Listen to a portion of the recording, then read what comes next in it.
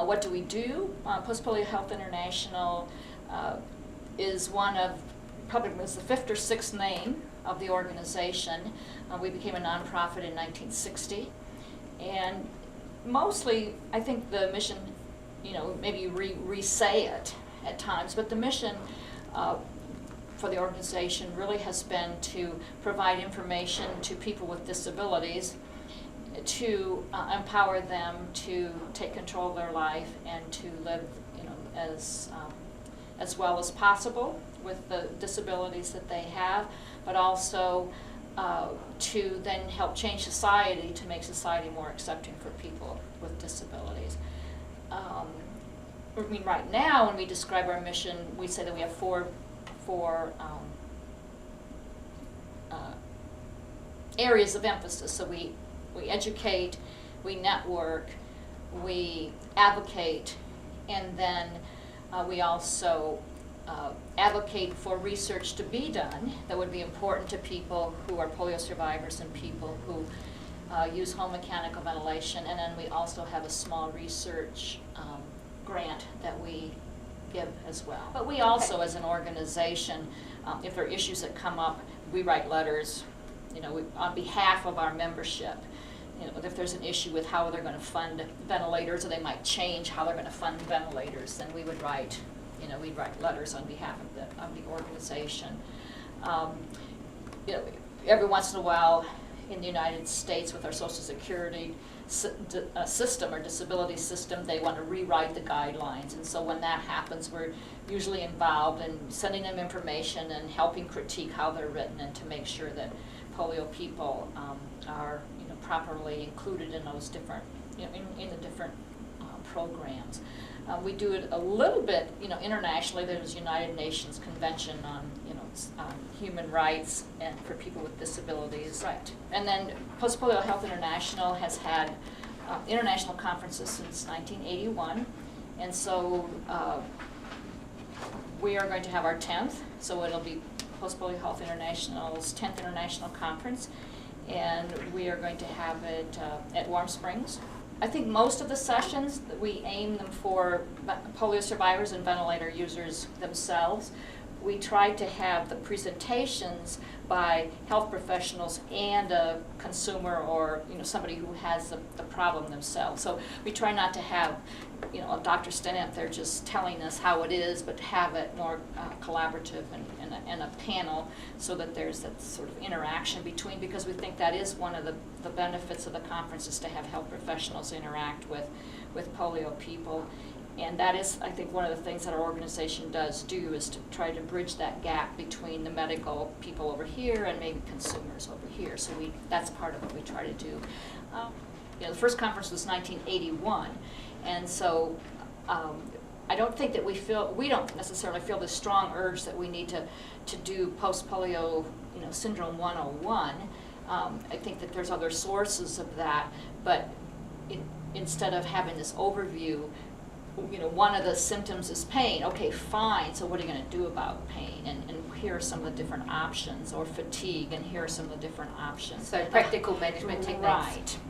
More so than just, more so than just the academic. We just want to have a place for people to start, and we want to try to build up the people who are in other countries, so people in India can find somebody else, etc. Of course, there are a lot of disability organizations in those countries, so misunderstand, it's not that there's nothing going on, but if there's something specifically for polio, we would like to know about it. And even if it's in Missouri and we don't know, we'd certainly like to have them, have them in the directory, because that's where many people do start. Susan Perlman, Sophie Chun, and Jacqueline Perry have all said virtually the same thing, which is the best way to get the information out there is to become self-educated and then take it up to the medical profession. Would you agree with that?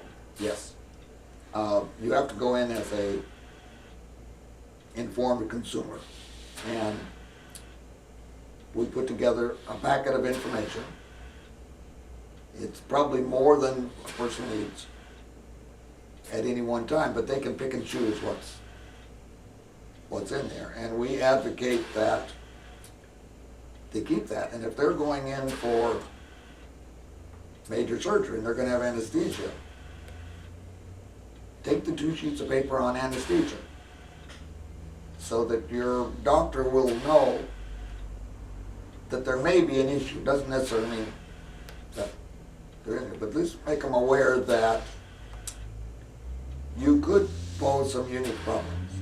So either positioning or if you have some pulmonary impairment, not enough to require any kind of artificial equipment or anything, but when you're sedated, you're not going to breathe so deep. So just let them aware of that, so they can monitor you. Does the government recognise post-polio? Yes, on several levels. It is now a recognized disability. We have what we call Social Security, and we have a program that's tied in with that called Medicare. And in the manual now is post-polio, and they have a defining criteria. Of course, you've had to have polio sometime. You have to have various other qualifying conditions, but you can get early retirement because your stamina or whatever is less. There's a lot of good that's not happened in the last couple of years, but over the last 10 or 15 years. At first it was a real struggle for people who were moderately disabled and still continued to work for years and years, but their stamina was getting less, to convince somebody that they needed to retire. Even doctors would say, you should do that. And they'd say, I can't, I won't have any income. So we have a pretty good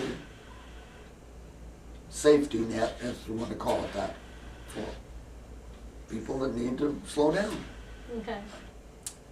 And then there are other programs that are not specifically polio related, but people with more severe disabilities. Like in my state, California, we have several programs. One is called In-Home Supportive Services. And there's an income means test. You can't have too much money, but if your income is low enough and your condition is such that you need help, they will provide funding to hire somebody to come in the house, either just domestic services, help do the laundry, up to personal care. You're assessed every year on what your needs are. And it's people I work with mostly on a day-to-day basis are the ones with more severe disability, and they wouldn't be able to survive in their homes without it.